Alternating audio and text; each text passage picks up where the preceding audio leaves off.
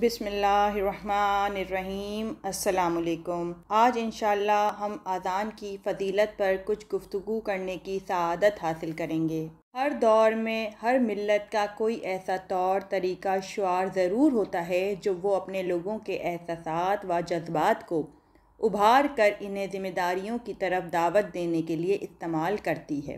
دین اسلام نے اس دعوت کے لیے اذان کو اپنا شعار بنایا ہے، جو گزشتہ مذاہب کے طور طریقوں سے کئی درجے مؤثر، دل آویز ہونے کے ساتھ ساتھ اثرات ملکوتی کا منبع بھی ہے۔ اذان کی ابتدا خدائے بزرگ و برتر کے نام سے ہوتی ہے، جو خالق عالم کی وحدانیت اور اس کے پیغمبر کی رسالت کے اعلان کے ساتھ بلند ہوتا ہے اور کامیابی، فلاح، نیک عمل اور یاد خدا پر اختتام پذیر ہوتا ہے۔ اذان اللہ کے نام سے شروع ہوتی ہے اور اللہ ہی کے نام پر تمام ہوتی ہے۔ اس میں موضوع جملے، مختصر عبارات اور آگاہی فراہم کرنے والے مضامین موجود ہیں۔ یہی وجہ ہے کہ اسلامی شہروں میں وقت نماز جب اذان کے نغمے گلدستہ اذان سے گونجتے ہیں تو ان کی آواز سچے مسلمانوں کے لیے پیغام آزادی اور استقلال و عظمت کی حیات بخش نسیم کی مانند ہوتی ہے۔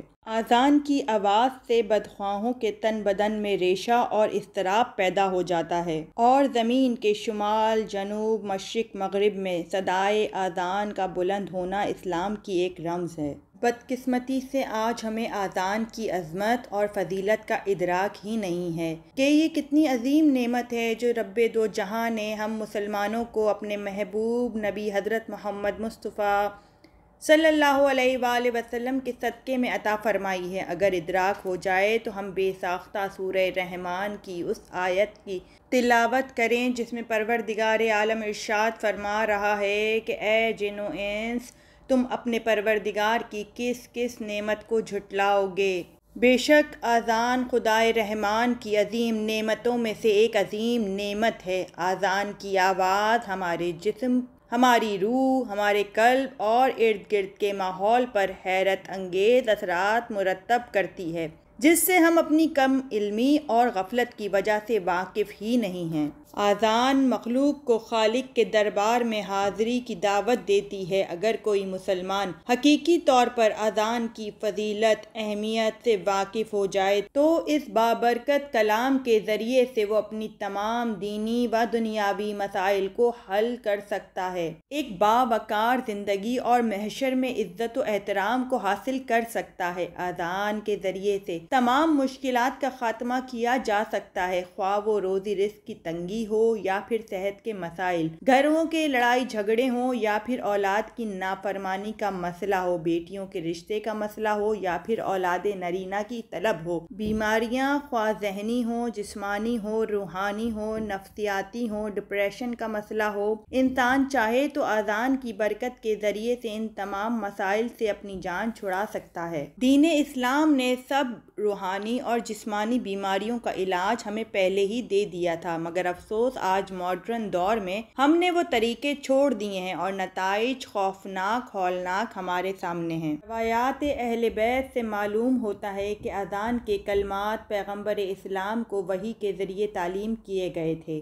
اسی لیے ان کلمات میں غیر معمولی طاقت و تاثیر موجود ہے جو صرف اسی قلب و روح کو محسوس ہو سکتی ہے جو کہ تقوی کے نور سے روشن ہو۔ اگر انسان کو اپنے وجود کو شیطان کی قید سے آزاد کروانا ہو، اپنے نفس کو شیطانی وسوسوں سے پاک کرنا ہو، اپنے گھر کو شیطانی طاقتوں سے خالی کروانا ہو تو اسے اذان دینی چاہیے۔ اسی لیے علماء کرام تاکید کرتے ہیں کہ اگر نیا گھر خرید رہے ہو یا کرائے پر لے رہے ہو تو سب سے پہلے وہاں پر اذان دیا کرو۔ رسول اللہ صلی اللہ علیہ وآلہ وسلم نے ارشاد فرمایا، یقیناً شیطان جب اذان کی آواز سنتا ہے تو بھاگ جاتا ہے۔ اگر خدا نخواستہ کسی گھر میں کوئی بیمار ہے، کوئی تکلیف میں ہے یا اس گھر میں لڑائی جھگڑے رہتے ہیں، نحوست کے ڈیرے ہیں تو وہاں پر بھی اذان دینا انشاءاللہ کافی مفید ثابت ہوتا ہے۔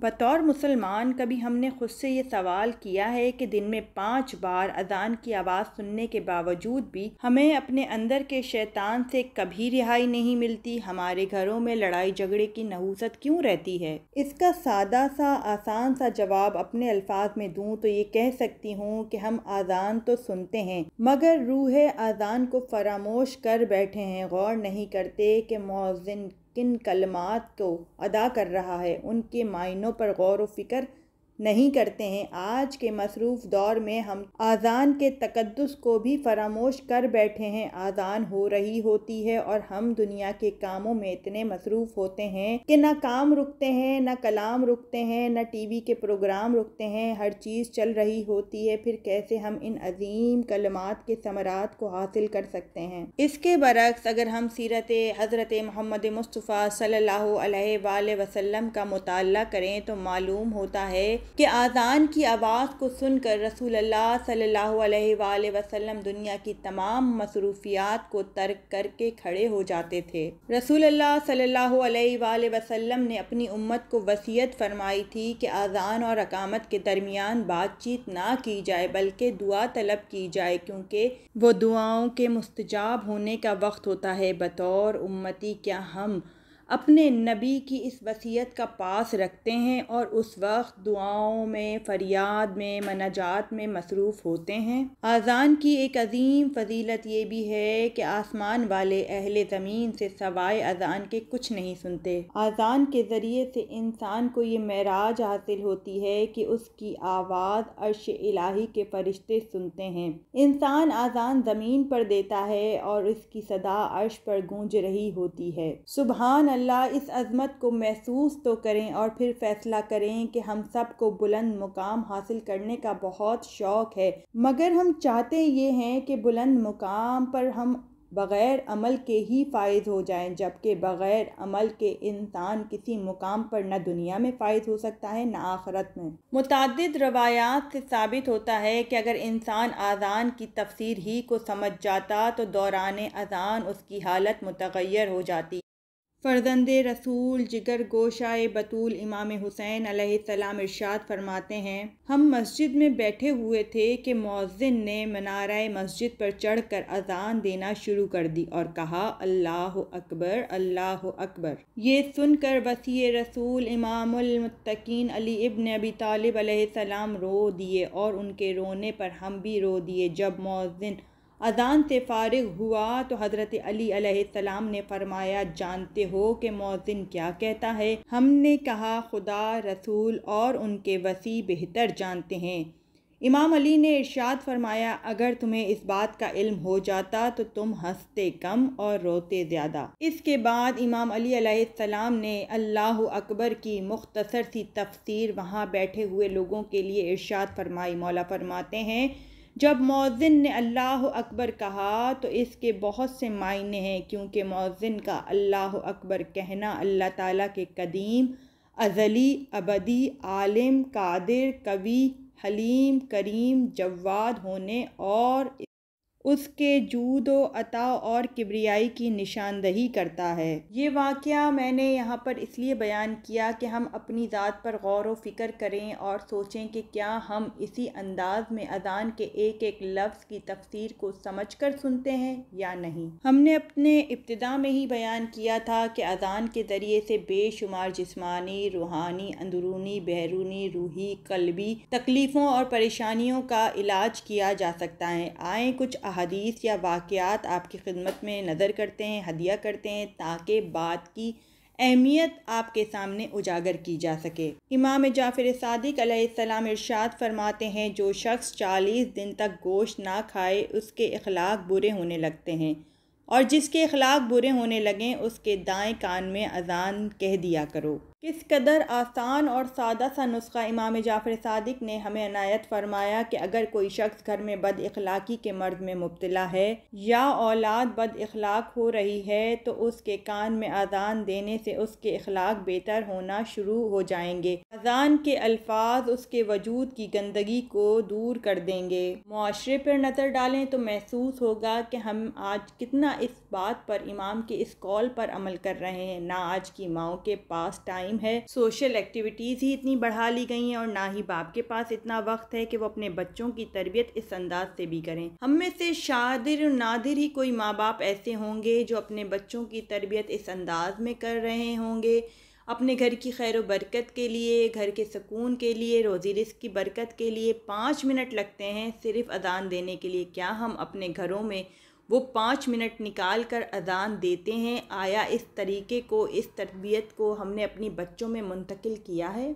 امام زین العابدین علیہ السلام فرماتے ہیں کہ میں نے اسماء بنت امیس سے سنا ہے اور انہوں نے حضرت فاطمۃ الزہرا سے روایت کی ہے، انہوں نے فرمایا جب میرے شکم اطہر سے حسن بن علی علیہ السلام کی ولادت ہوئی تو پیغمبر اسلام تشریف لائے اور ان کے دائیں کان میں اذان اور بائیں کان میں اقامت کہی۔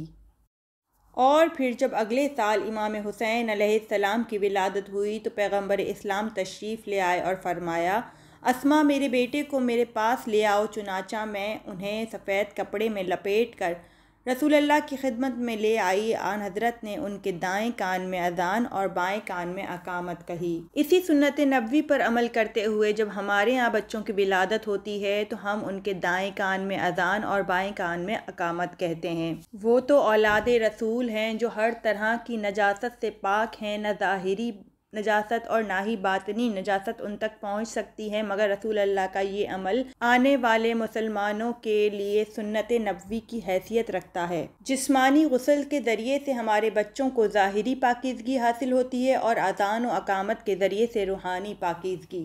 اذان کی آواز بچے کے لیے روحانی غذا کا کام کرتی ہے، اسی لیے پیدائش کے بعد اسے اذان کے ذریعے سے ملکوتی غذا فراہم کی جاتی ہے اور بچپن ہی سے اس کے وجود میں خدا کی وحدانیت اور رسول کی رسالت کا بیج بو دیا جاتا ہے۔ ہمارے علماء کرام اذان کے احترام کی حد درجہ قائل تھے، کیونکہ عام مشاہدے کی بات ہے جو شخص بھی اذان کا احترام کرتا ہے اسے موت کے وقت کلمہ پڑھنا نصیب ہوتا ہے۔ کتنی عظیم سعادت ہے جو اذان کے احترام کرنے والے انسان کو رب ذوالجلال بطور تحفتاً ہدیتاً عطا کرتا ہے۔ جس وقت انسان کے بدن سے روح نکل رہی ہوتی ہے وہ انسان کی زندگی کا سب سے سخت ترین لمحہ ہوتا ہے۔ اس لمحے اگر اسے کلمہ حق ادا کرنا نصیب ہو جائے تو اس سے بڑی سعادت کون سی ہے جو انسان اس آخری لمحے، اس مشکل ترین وقت میں حاصل کر سکتا ہے۔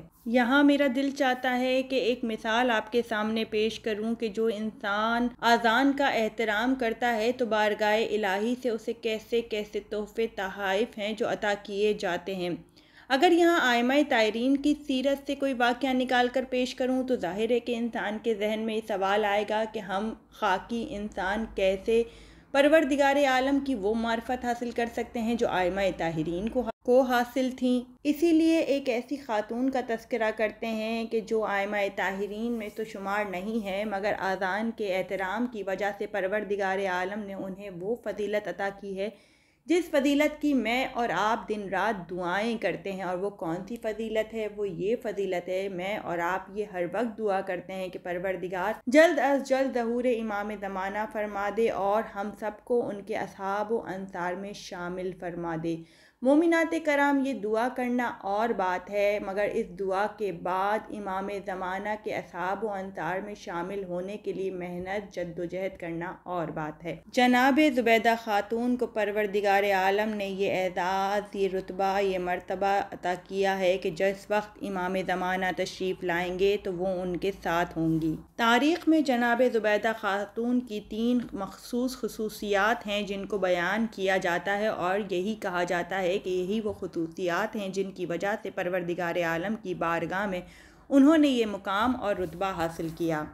نمبر 1، انہوں نے قرآن کریم فرقان حمید کی نشر و اشاعت کا بیڑا اٹھایا تھا۔ دوسری فضیلت ان کی جو کتابوں کی زینت ہے وہ یہ کہ انہوں نے نہر زبیدہ بنوائی تاکہ حاجیوں کو پانی کا مسئلہ نہ ہوا کرے۔ اور تیسری اور سب سے اہم بات وہ یہ جو ہمارے ٹاپک سے ریلیٹ کرتی ہے کہ وہ اذان کا احترام کیا کرتی تھیں اور وقت اذان ہر کام کو چھوڑ دیا کرتی تھیں۔ بطور مسلمان ہمیں خود بھی اور اپنے بچوں کو بھی اذان کا احترام سکھانا چاہیے۔ اپنے بچوں کو بچپن ہی سے اذان کے تقدس کی پاسداری کرنے کا حکم دینا چاہیے تاکہ یہ عمل ان کے وجود میں راسخ ہو جائے، ان کی عادت بن جائے، ان کی زندگی کا لازمی جز بن جائے۔ تو پھر دیکھیں گے کہ کیسے یہ بچے دنیا اور آخرت کی نعمتوں سے بھرپور زندگی گزاریں گے، کیسے اذان کی خیر و برکت ان کا احاطہ کیے رہے گی۔ قیامت تک رب ذوالجلال کا نام گلدستہ اذان سے بلند ہوتا رہے گا۔ اس وقت تک رسول خدا حضرت محمد مصطفیٰ صلی اللہ علیہ وآلہ وسلم کی نبوت کا سکہ چلتا رہے گا، خانہ کعبہ کا طواف جاری رہے گا، قرآن مسلمانوں کا رہنما اور پیشوا رہے گا۔ قیامت تک اذان اسلام کی فتح کا اعلان کرتی رہے گی۔ امام سید سجاد جب مدینے میں داخل ہوئے واقعہ کربلا کے بعد تو کسی نے آپ سے پوچھا کہ علی ابن الحسین بالآخر اس میدان میں فاتح کون ہوا؟ امام سجاد نے فرمایا، وقت نماز اذان دیکھ لینا کہ فاتح کون ہوا۔ بے شک یہ سب امام حسین علیہ السلام کی کربلا میں اس لازوال قربانی کا نتیجہ ہے۔ قتل حسین اصل میں مرگ یزید ہے۔ قتل حسین اصل میں مرگ یزید ہے۔